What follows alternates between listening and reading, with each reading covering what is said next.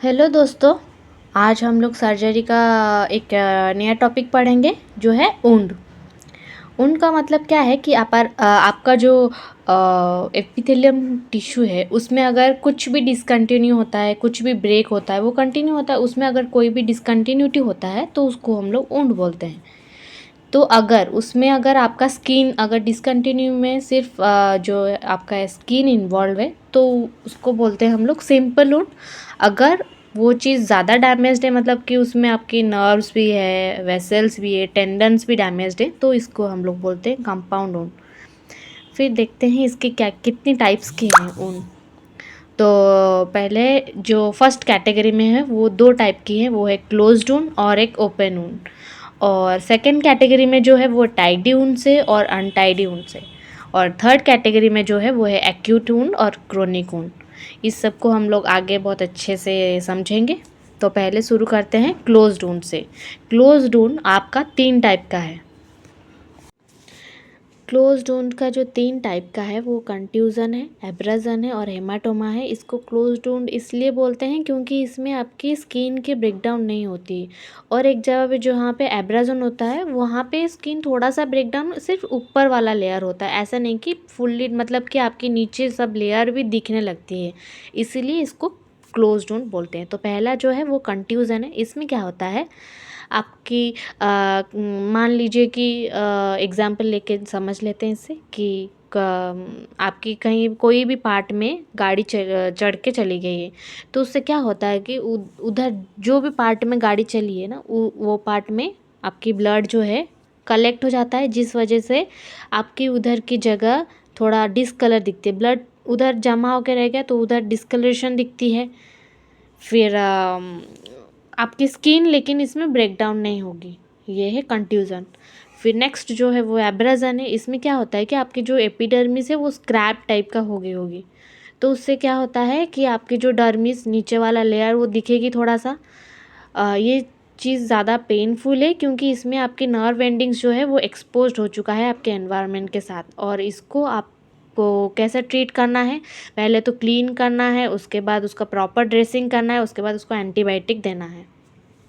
हमारा third type है closed wound का, वो है हेमाटोमा। जिसमें हेमाटोमा का मतलब, हेमा मतलब ब्लड, तो उसमें क्या होता है कि ब्लड कलेक्ट हो जाता है एक जगह पे, उसको बोलते हैं हम लोग हेमाटोमा।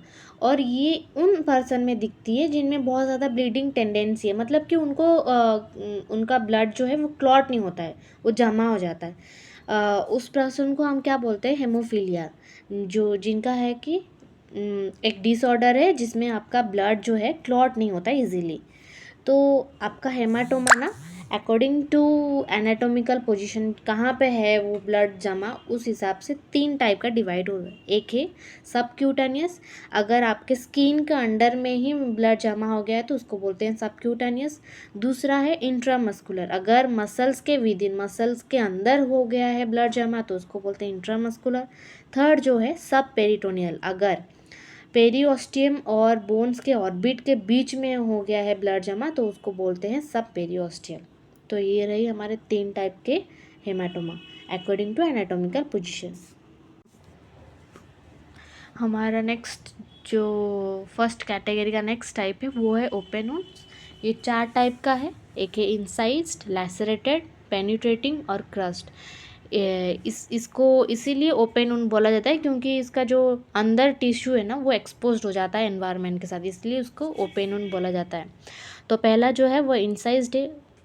इंसाइज्ड में क्या होता है कि अगर कोई भी शार्प ऑब्जेक्ट जैसे कि नाइफ हो, ब्लेड हो, उससे अगर आपकी कट जाती है तो उसको हम लोग इस इंसाइज्ड वुंड बोलते हैं। ये थोड़ा लेस कंटामिनेटेड है अदर देन द 3 कैटेगरीज। और इसका जो एजेस है ये शार्प है और इसका जो ट्रीटमेंट है प्राइमरी सुचरिंग है। हमारा नेक्स्ट कैटेगरी जो है वो है लैसरेटेड। ये क्या होता है कि ब्लंट ऑब्जेक्ट से ये ऊंट होता है और इसके वजह से आपको हेमाटोमा भी हो सकता है, नेक्रोसिस भी हो सकता है। और अगर आप, मतलब कि एग्जाम्पल इसका है कि कहीं भी पत्थर से अगर आप गिर गए पत्थर के ऊपर तो वो जो वुंड होगी उसको बोलते हैं लैसरेटेड वुंड। इसमें क्या होता है कि आपकी जो एजेस है वो जैग्ड होता है। इंसाइज्ड में आपकी एजेस जो थी वो क्या थी, शार्प थी, इसमें एजेस जो है वो जैग्ड है। और इसमें एक्सीजन और प्राइमरी सुचरिंग ट्रीटमेंट है। हमारा नेक्स्ट कैटेगरी जो है वो है पेनिट्रेटिंग। पेनिट्रेटिंग में क्या होता है कि कोई भी ऑब्जेक्ट अगर आपकी स्किन को पियर्स करके आपकी पूरा बॉडी में एंटर कर जाता है, उसको इस टाइप की ऊंड को बोलते हैं पेनिट्रेटिंग ऊंड।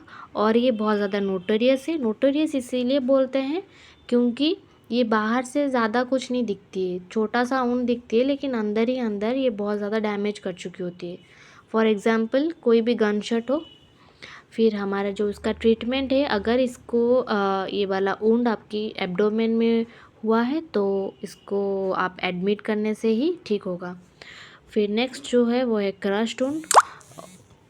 ये क्या होता है, ब्लंट कोई भी इंस्ट्रूमेंट से होता है ये वाला ऊंड, और ये बहुत ज़्यादा डेंजरियस है क्योंकि इसके वजह से आपको बहुत ज़्यादा सीवियर हेमरेज हो सकता है।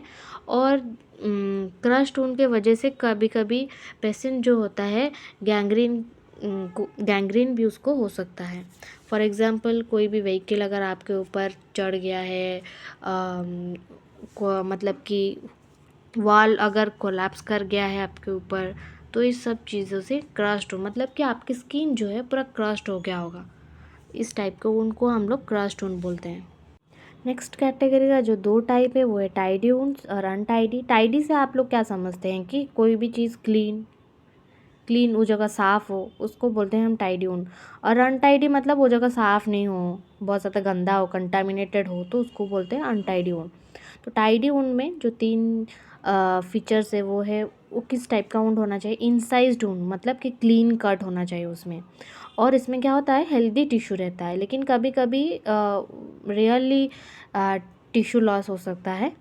और अनटाइडी ऊंड में क्या होता है कि कैसा टाइप का ऊंड है, क्रश्ड ऊंड होता है, और वो जगह बहुत ज़्यादा कंटामिनेटेड होगा, और उसमें बहुत ज़्यादा टिश्यू लॉस्ट हुआ होगा, और डिविटलाइज्ड टिश्यू होगा, मतलब कि वो जो टिश्यू होगा ना इतना गंदा होगा कि उसमें बैक्टीरिया आके अपना इन्फेक्शन कर सकता है, वो एक सोर्स का हो जाता है न्यूट्रिएंट फॉर बैक्टीरिया।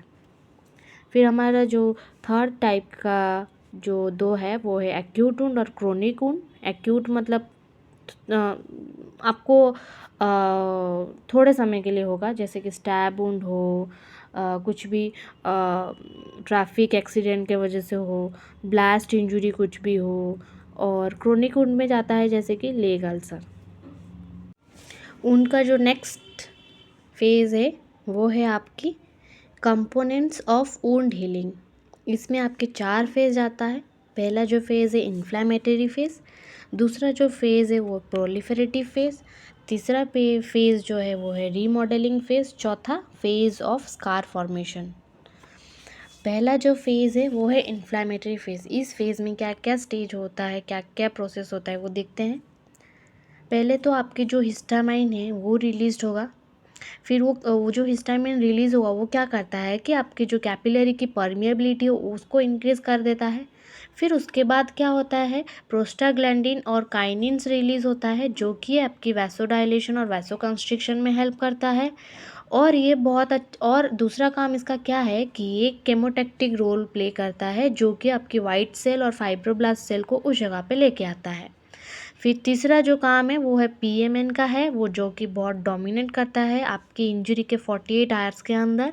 और ये क्या करता है, एक स्कैवेंजर का रोल प्ले करता है, मतलब कि जितने भी डेड और नेक्रोटिक टिश्यू है उसको वो रिमूव कर देता है। हमारा नेक्स्ट स्टेज जो है वो है प्रोलिफरेटिव फेज।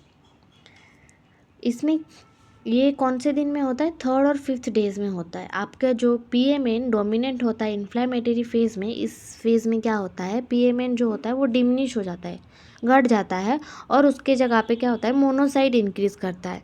फिर 5th और 6th डे में क्या होता है, आपकी जो फाइब्रोब्लास्ट सेल है वो आता है, वो प्रोलिफरेट करता है, और वो क्या करता है, प्रोटोकोलाजन देता है। और जो प्रोटोकोलाजन है वो प्रोटोकोलाजन हाइड्रोक्सिलेज के हेल्प से by the process of hydroxylation क्या करता है, वो कोलाजन देता है। और इसमें फाइब्रस टिश्यू बहुत ज़्यादा बनता है, जिसको हम लोग बोलते हैं फाइब्रोप्लासिया विथ कैपिलरी बर्डिंग। मतलब कि आपके जो कैपिलरी सेल्स कैपिलरी जो डैमेज हो गया है वो बन जाता है, न्यू बनता है वो कैपिलरीज, और वो दोनों मिलके क्या करता है, ग्रैनुलेशन टिश्यू देता है। फिर आपकी जो एपिथेलियल सेल्स डैमेज हो गई हैं वो भी बनता है। वो कहाँ से बनता है? एजेस से बनती है। एजेस से आपकी एपिथेलियल टिश्यू बनता है धीरे धीरे, और वो माइग्रेट करता है और मल्टीप्लिकेशन करता है, जिसको हम लोग बोलते हैं एपिथेलियलाइजेशन। हमारा नेक्स्ट फेज़ जो है वो है रीमॉडलिंग फेज़। रीमॉडलिंग मतलब जो चीज़ ख़राब हो चुका है उसको हम रीमॉडल करें, ठीक करें, हील करें, और ये 4th डे से शुरू होकर 14 डेज़ तक यूजुअली कंप्लीट हो जाता है। और इसको कौन करता है? एक स्पेशलाइज्ड फाइब्रोब्लास्ट सेल है, वो करता है, क्योंकि इसके पास मायोफाइब्रोब्लास्ट है जो कि कॉन्ट्रैक्टाइल इन नेचर है, जो कि वुंड को हील करने में मदद करता है। वो जो स्किन है उसको कॉन्ट्रैक्ट करता है और वुंड हीलिंग करता है। तो ये एक नेचर्स का वे है हीलिंग करने का प्रोसेस। हमारा जो वुंड है वो जो कॉन्ट्रैक्ट होता है, जहाँ पे हमारा लूज़ स्किन है, स्किन जहाँ पे लूज़ है उधर बहुत ज़्यादा अच्छे से वुंड हील हो जाता है, जल्दी हील हो जाता है, क्योंकि स्किन लूज़ है तो उसके क्या होता है, अच्छे से कॉन्ट्रैक्ट कर जाता है वो जगह, और फिर वुंड ज़्यादा जल्दी हील हो जाता है। जैसे कि आपकी बैक में और ग्लूटियल रीजन में, और जहाँ पे स्किन टाइट है उधर थोड़ा टाइम लगता है वुंड हील होने के लिए, क्योंकि उधर अच्छे से कॉन्ट्रैक्शन नहीं हो पाती है, इसलिए उस जगह पे टाइम लगती है। हमारा नेक्स्ट स्टेज जो है वो है फेज़ ऑफ स्कार फॉर्मेशन। आपकी वुंड हील हो गई है, फिर उसके बाद उसके ऊपर और एक लेयर लगेगा जिसको बोलते हैं हम लोग स्कार, और इस फेज़ को बोलते हैं फेज़ ऑफ स्कार फॉर्मेशन। इस फेज़ में क्या क्या चेंजेस होती है वो देखते हैं। पहले तो आपकी जो फाइब्रोब्लास्ट सेल वो इंक्रीज़ होगा, मतलब फाइब्रोप्लासिया होगा उधर, और कोलाजन भी इंक्रीज होगा उस जगह पे, और उस जगह पे क्या होगा, उसका वैस्कुलरिटी कम हो जाएगा, और आपकी एपिथेलियल टिश्यू जो होगा वो भी बढ़ने लगेगी, कंटिन्यू करती रहेगी वो चीज़, और आपकी जो लिम्फेटिक्स है और नर्व फाइबर्स है वो भी उधर ग्रोथ होने लगेगी, और आपकी जो कोलाजन फाइबर उधर बना है उसका रीमॉडलिंग होगा, ठीक तरीके से शेप लेगा वो, और स्कार फॉर्म होगी। ये आपकी लास्ट स्टेज है। तो हमने जो चारों चीज़ पढ़ा है, फर्स्ट जो फेज़ है इन्फ्लामेटरी फेज़, जिसमें सारे सेल्स आते हैं इन्फ्लामेशन के लिए। फिर दूसरा स्टेज जो है वो उसमें है प्रोलिफरेटिव फेज़, इसमें नया नया चीज़ बनती है, आपकी प्रोलिफरेट होती है। फिर जो थर्ड स्टेज है वो रीमॉडलिंग फेज़, इसमें आपकी जो जो चीज़ आ चुका है, बन चुका है, उसको वो रीमॉडल करता है, ठीक साइज पे लेता है, ठीक शेप पे लेता है, वुंड हील होता है। फिर लास्ट स्टेज जो है वो है फेज़ ऑफ स्कार फॉर्मेशन, जिसमें आपकी स्कार फॉर्मेशन होती है। हमारा लास्ट जो है वो है कॉम्प्लिकेशन है। सब उनके बाद क्या क्या कॉम्प्लिकेशन आपकी हो सकती है। पहला जो है वो इन्फेक्शन है, ये बहुत ही ज़्यादा इम्पोर्टेंट कॉम्प्लिकेशन है। उसके बाद अगर बहुत ज़्यादा बड़ी वुंड हो तो उसमें क्या स्कार रह जाती है, अगली स्कार हो सकती है, नेक्स्ट हमारा कॉम्प्लिकेशन। उसके बाद आपकी केलॉइड और हाइपरट्रोफिक स्कार हो जाती है, मतलब कि बहुत बड़ा अगर वुंड होता है तो उस जगह पे जो ठीक स्कार फॉर्म होता है वो थोड़ा बड़ा होता है और वो दिखता है, उसको बोलते हैं हम लोग केलॉइड और हाइपरट्रोफिक स्कार। उसके बाद पिगमेंटेशन भी उधर कोई कोई उनमें पिगमेंटेशन भी हो जाती है। फिर आपकी मार्जोलिन अल्सर हो जाती है उस जगह पे, और इंसिजनल हार्निया भी हो सकती है अगर उस जगह पे वुंड हुआ है आपको, अगर इंसाइज्ड वुंड हुआ है। और उस जगह पे क्या होता है कि मसल जो है वो वीक हो जाती है उस जगह पे। तो क्या होता है कि हार्निया किस वजह से होता है, वीक अगर कहीं पे भी वीक होता है और बाहर का अंदर का चीज़ बाहर आता है तो उसको बोलते हैं हम लोग हार्निया। तो इसलिए इसको बोलते हैं इंसिजनल हार्निया। कोई भी वुंड हो, इंसिजनल वुंड हो, उसके वजह से अगर हार्निया होता है तो उसको बोलते हैं हम लोग इंसिजनल। अगर आपको हमारी वीडियो अच्छी लगी है तो हमारे चैनल को लाइक, शेयर और सब्सक्राइब करना मत भूलिएगा।